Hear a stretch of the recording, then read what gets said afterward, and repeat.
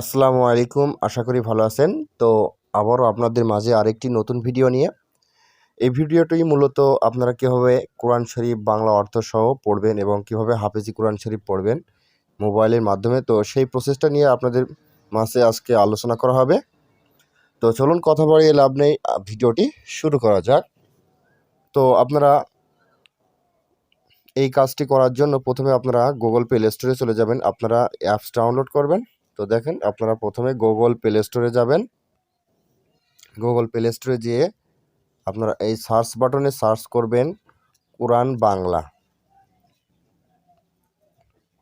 কোরআন বাংলা এই যে উপরে চলে এসেছে, আপনারা এখান থেকে এটা সার্চ দিয়ে ডাউনলোড করে নেবেন। দেখেন এই যে এই অ্যাপসটি ডাউনলোড করবেন, আরও এখানে অনেক অ্যাপস রয়েছে।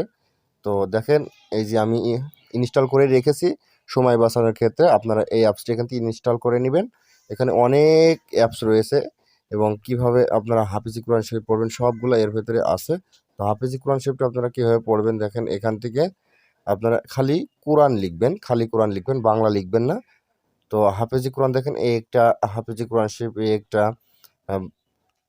তারপরে দেখেন আবার এখানে অনেক কোরআন শরীফ আছে। দেখেন এই যে একটা হাফেজি কোরআন শরীফ।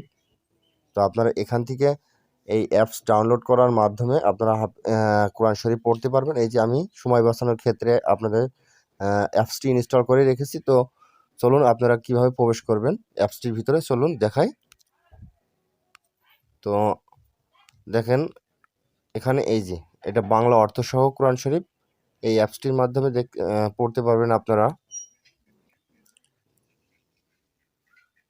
এই যে এখানে সূরা ফাতিহা, সূরা আল বাকারা, সূরা আল ইমরান, সূরা আন নিসা, সূরা আল মাইদা, সকল সূরা পাবেন এখানে। 114টি সূরা এখানে পাবেন আপনি।